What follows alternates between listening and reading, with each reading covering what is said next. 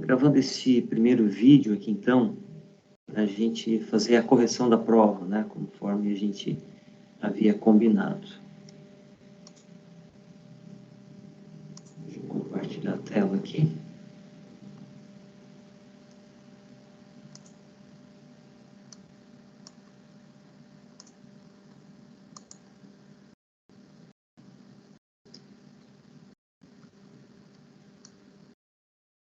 Vamos lá, então.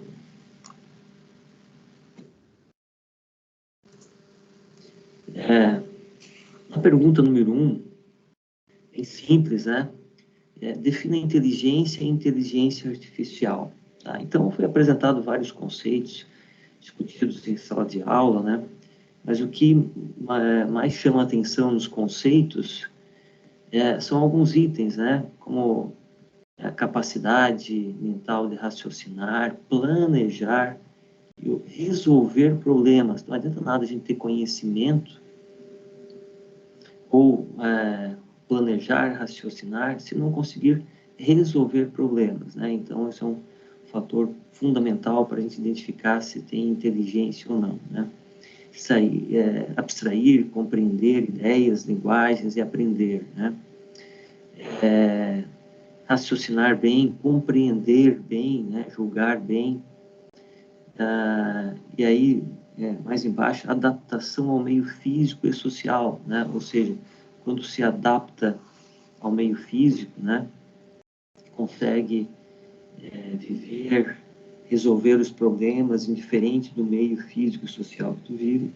Então, quer dizer que existe inteligência, né? Sobreviver, prosperar, são conceitos de inteligência. E aí, a segunda parte da pergunta era, o que é inteligência artificial, então, né? Um dos conceitos é o estudo de como fazer computadores realizarem coisas que, no momento, as pessoas fazem melhor. Essa é a função da inteligência artificial, né? O que a gente faz, mas a gente faz melhor, né? Mas a gente quer fazer com que o computador consiga fazer. Né? A falar, por exemplo, né? A raciocinar, são alguns desafios da inteligência artificial, né?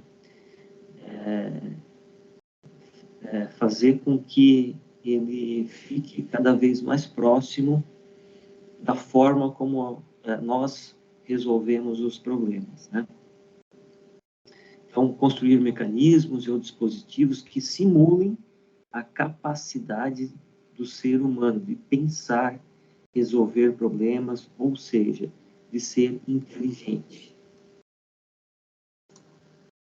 A questão número 2, então tem alguns itens, né, para a gente colocar verdadeiro ou falso e justificar a resposta, né, quando falso.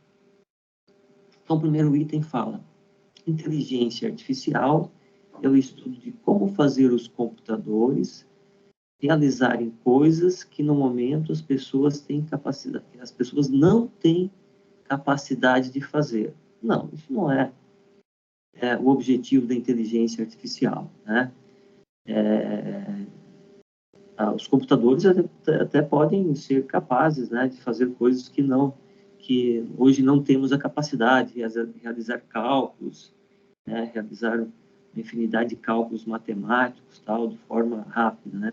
Mas essa não é a função da inteligência artificial. A função da inteligência artificial é justamente fazer coisas que hoje nós fazemos melhor, tá? Mas a gente gostaria de transferir isso, né, para uma máquina, e por isso que se utiliza inteligência artificial, tá? Imitando a nossa inteligência, né? A segunda inteligência artificial é um ramo de pesquisa da ciência da computação. Isso, correto, verdadeiro. O teste de Turing tem como objetivo fazer a comunicação entre duas ou mais pessoas através de um software de chat. Esse é o objetivo do teste de Turing? De jeito nenhum, né? O teste de Turing, ele tem o objetivo de identificar se o software ele tem inteligência ou não, né? Se comporta como um ser humano ou não. E aí, para isso, ele fazia um teste, né? Onde, de um lado, ele colocava um software e, de outro, ele colocava um ser humano, né? Que respondia as perguntas através de um chat.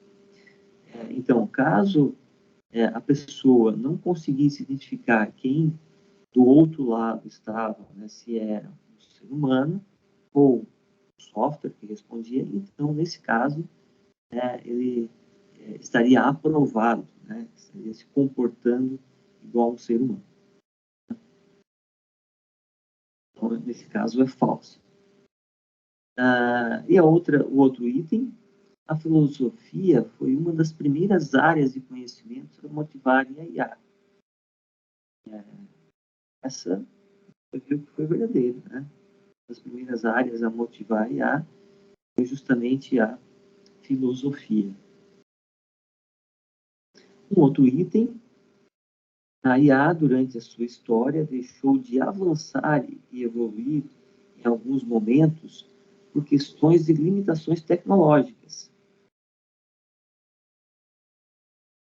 como, por exemplo, a insuficiência de processamento e memória dos equipamentos. Essa também é verdadeira, né? Isso foi justamente o motivo de a IA ter dado uns apagões, né? Ter deixado de evoluir em alguns momentos, porque não se tinha capacidade de processamento e nem capacidade de armazenamento de todo o conhecimento necessário, né? Principalmente de processamento.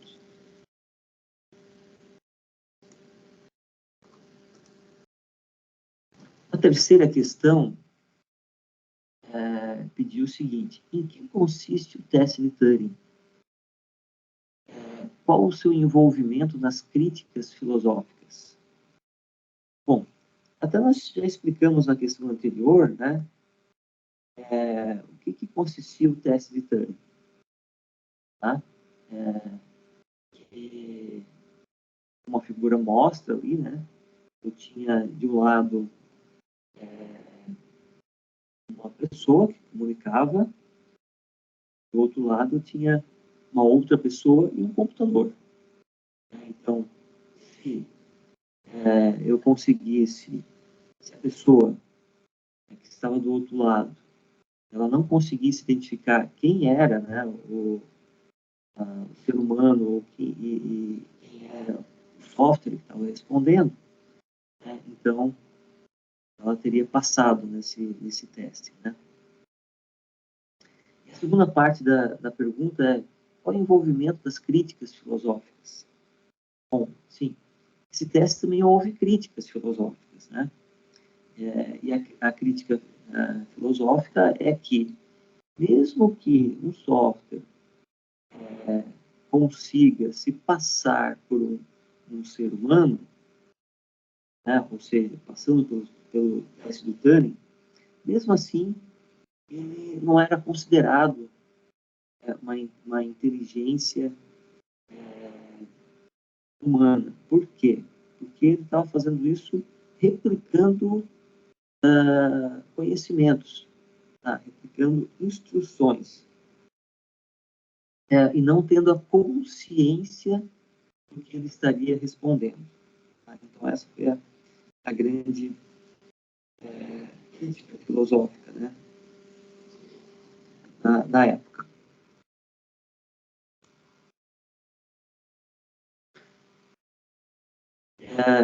E aí, né, só aqui continuando, foi colocado justamente aqui feito um outro teste, né, onde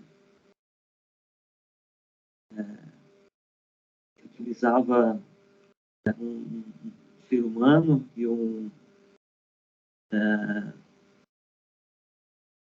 onde passava as instruções, né? As instruções eram decodificadas, então, por uma linguagem natural e saía do outro lado a resposta, né? Então, isso não, então segundo aqui o as críticas filosóficas, né? Isso era somente um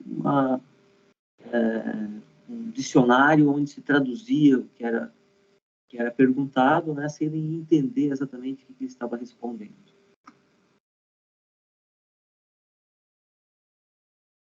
Quarta questão. Qual a diferença do pensamento da IA forte para a IA fraca? Justamente isso era contestado lá no teste de Turing. Tá? Então, começou-se a ter divisões, né? O que é a IA forte? A IA forte dizia que uma máquina, né, com inteligência artificial, ela seria inteligente e autoconsciente, ou seja, ele teria consciência do que está fazendo, do que está respondendo. Enquanto a IA fraca, ela dizia que computadores, né, os sistemas exibem comportamentos inteligentes, mas seriam meros computadores, eles nunca teriam a consciência do que estão fazendo. Seria um comportamento, né? Mas não a consciência. Então, um robô ou qualquer software, ele nunca teria consciência do que está fazendo. Tá? Então, essa é a grande diferença. Os que acreditam que o computador, né, que um software inteligente, ele pode ter consciência, né? Então, a IA forte defende isso, e a IA fraca diz que eles vão imitar o comportamento humano, mas sempre serão meros computadores, nunca terão a consciência do que estão fazendo.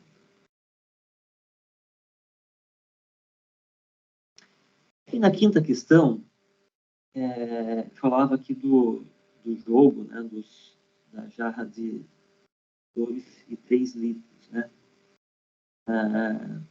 onde o objetivo era deixar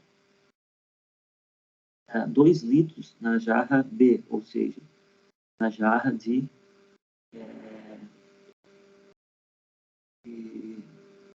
4 litros, né? Ou seja, nós temos uma jarra de 3 litros, que é o A, e outra jarra de 4 litros, que é a B. E o objetivo é deixar 2 litros na jarra de 3 litros. Tá? Então, esse é o estado inicial. Qual é o estado inicial? Letra A. Descreva o estado inicial desse problema. O estado inicial é jarra de 4 litros, 0. Jarra de 3 litros, 0. Quais são os operadores? Todos os possíveis operadores que podem ser utilizados. Então, operador 1, encher a jarra de 4 litros. 2, encher a jarra de 3 litros. 3, despejar parte da água da jarra de 4 litros. Despejar parte da água de jarra de 3 litros. Esvaziar a jarra de 4 litros. Esvaziar a jarra de 3 litros. Esses são os operadores. Quem, por acaso, omitiu alguns operadores que não seriam utilizados aqui em nenhum momento, tudo bem. Mas na questão B, né, no item B, era para definir quais são os possíveis operadores para se utilizar. Tá? Então, quem utilizou lá, né, 5 comandos, de forma mais resumida, mas que utilizando aqueles comandos são possíveis de chegar ao objetivo, tá? Então eu considerei correto. Claro que eu não posso considerar correto que o comando é encher a jarra de 4 litros e encher a jarra de 3 litros. Só. Ou despejar jarra. Despejar o quê? Despejar fora, despejar onde? Se eu não coloco essa diferenciação, eu jogo aqui um método de busca, ele não vai saber o que fazer, ele não consegue resolver o problema. Tá? Então, eu preciso pôr todos os comandos a nível de detalhamento, onde eu consiga utilizar o método de busca e esse método de busca consiga chegar à solução. Tá? Então, aqui, né, é fundamental que a cada comando eu diga qual o valor que será adicionado ou subtraído das variáveis, né? Quais são as variáveis? As variáveis são jarra de 4 litros e jarra de 3 litros. Tá? Então, à medida que eu digo enche a jarra de 4 litros, isso significa que a jarra A, né, a jarra de 4 litros, ela vai ter 4 litros. Se eu digo encher a jarra de 3 litros, significa que a partir desse comando, a jarra de 3 litros terá 3 litros.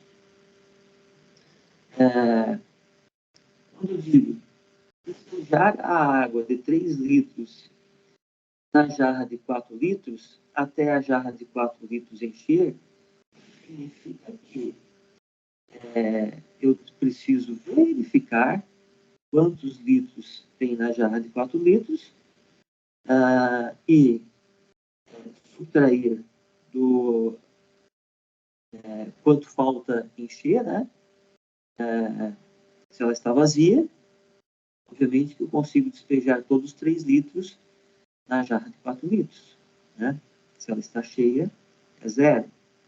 Tá? Então, através das variáveis de jarra de 4 litros e da jarra de 3 litros, que são atualizadas a cada comando preciso ter uma operação em cima da variável jarra de 4 litros, jarra de 3 litros. Tá? Quais são os possíveis operadores? Letra C. Apresente a condição de teste para verificar se o estado final foi alcançado. Bom, o estado final é a jarra de 4 litros com exatamente 2 litros de água. Okay. Mas como é que eu vou saber? Então, a condição do teste é a jarra de 4 litros, né? Que eu botei 3, mas na verdade é a jarra de 4 litros, né? Deixa exatamente 2 litros na jarra B, que é de 4 litros. Tá? Então, houve um engano aqui, né? Na jarra de 4 litros com 2 litros. Tá? Como é que eu vou identificar se chegou a solução? Eu vou olhar na jarra e dizer assim, ela está com 2 litros, então fechou. Não consigo. A olho nu eu não consigo ter, não tem nenhuma marcação que diga que as jarras estão com 3 litros, né? Com 2 litros, e com 3. Tá? Eu sei se ela está cheia, eu sei se ela está vazia, né? Pelo comando que foi utilizado, tá? E eu sei quantos litros tem cada uma delas pelo comando que foi utilizado. Tá? Então, respondendo a questão C, né? Verificando se a jarra de 4 litros está com 2 litros de água. Tá? Como é que eu identifico isso? Pelas variáveis de litros em cada jarra. Essas variáveis devem ser atualizadas pelos operadores, já que não é possível saber a olho nu a quantidade de água em cada jarra. Então, essa é a condição que eu vou verificar para saber se cheguei ao final, né, do meu objetivo ou não.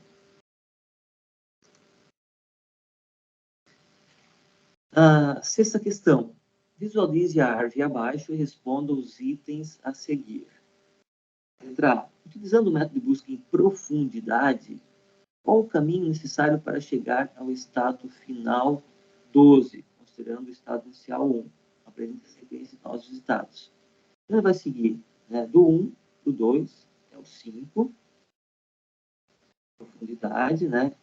Volta, vai buscar o 6, depois o 10, o 11, volta, né? 3, 7 e 12. Esse é o caminho em profundidade, né? Ele vai buscando sempre, buscando a maior profundidade da esquerda para a direita. Tá? O segundo item, ele pede para utilizar um método de busca em largura, né? E aí, qual o caminho necessário para chegar ao estado 9? A largura ele vai utilizar, ele vai expandindo, né, a cada nível. Então, vai sair do 1, vai até o 2, 3, 4, então expandir o primeiro nível, depois ele vai expandir o segundo nível, né? 5, 6, 7, 8 e 9. Conseguiu chegar ao objetivo aí. os dois, né? Lembrando sempre, método em largura e método em profundidade são dois métodos que não utilizam nenhuma heurística, tá? Ele não tem nenhuma informação de como expandir o próximo nó, né? O próximo, qual o item que ele vai expandir. Ele vai utilizar o método de profundidade ou em largura, expandindo todos os nós até alcançar a solução, tá? Ele não tem nenhuma informação, não é informado, né? É busca cega.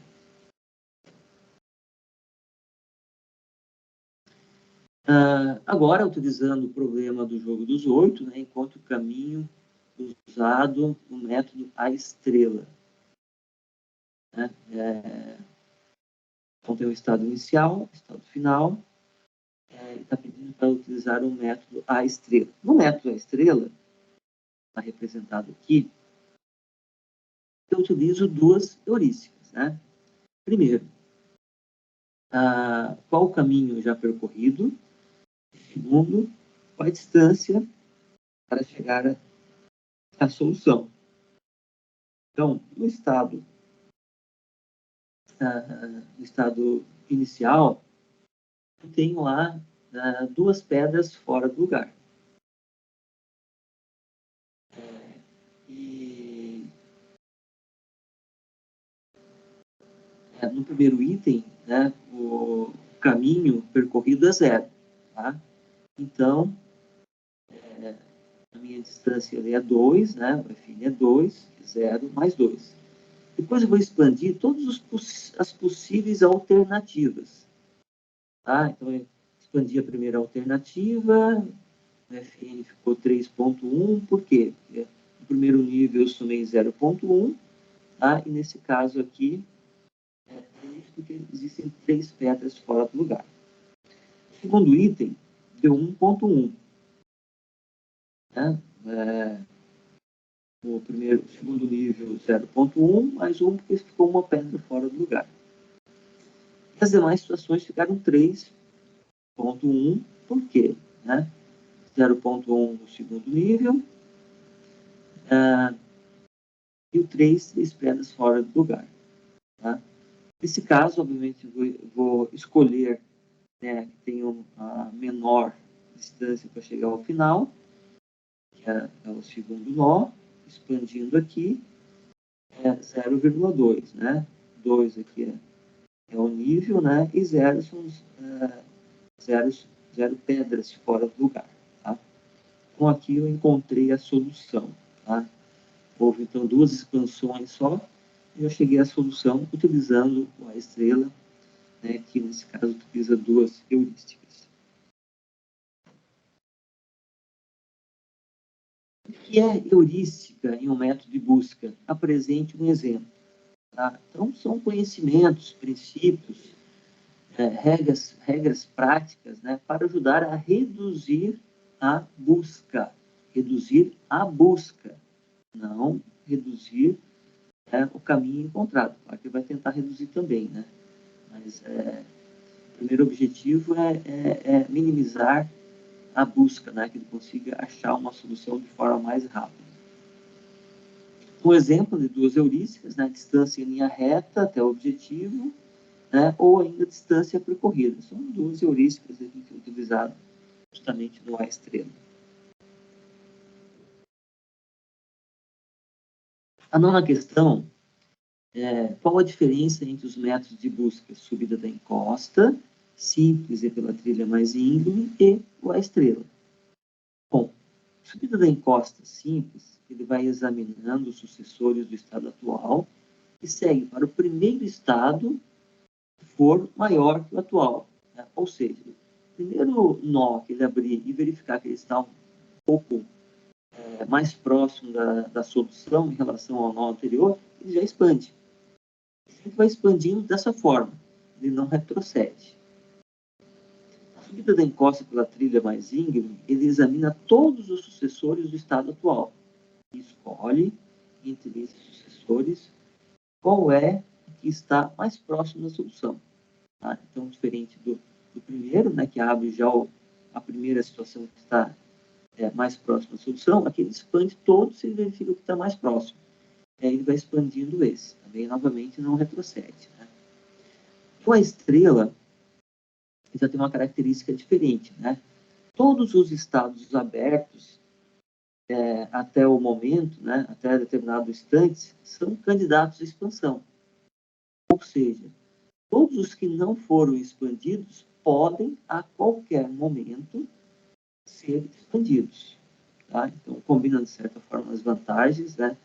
Tanto da busca em largura e em profundidade, né? Auxiliando com as heurísticas. A busca o nó de menor custo aparente, né? Da fronteira de espaço de estados. Expandindo primeiro, né? Então, a função de ativação, F vai ser G mais H, né? Onde G é a distância do nó ao estado inicial, H a distância estimada de N ao nó final. Então, utilizando essas duas estatísticas, essas duas heurísticas somadas, ele vai expandir, né, todo o nó que tiver um valor mais próximo da solução. Décima questão. Forme V nas operações e F nas operações verdadeiras e F nas operações falsas. A busca em profundidade utiliza todo o conhecimento disponível e existente para usar menos memória. Obviamente, F, né, porque a busca em profundidade nem utiliza conhecimento, ele vai expandindo, né, utilizando o método de busca cegas. Né. A heurística minimiza o tempo gasto para resolver o problema. Sim, minimiza. É uma das funções da heurística, minimizar o tempo gasto para resolver um problema. Tá? Lembrando sempre que nem sempre vai encontrar o menor caminho, mas ele precisa reduzir o tempo gasto para resolver o problema. Né? As buscas em largura não fazem uso de nenhum conhecimento para encontrar sua solução, fazendo uma busca exaustiva dentro do seu espaço. Exatamente. Não fazem nenhum uso de conhecimento, não tem nenhum conhecimento. Tá? Só vão expandindo de forma exaustiva até encontrar a solução. Letra D. As heurísticas buscam uma solução, encontrando sempre o menor caminho e nunca falham. É falso. Tá? Tanto a primeira afirmação como a segunda. Tá? Nem sempre elas encontram o menor caminho e nem sempre elas têm sucesso. Tá? Elas podem falhar. A letra E, as buscas em largura e em profundidade utilizam heurísticas mais simples. É falso. Em largura e em profundidade não utilizo nenhum tipo de heurística. Tá? Então, é falso. Ok, finalizando aqui a prova, então, né?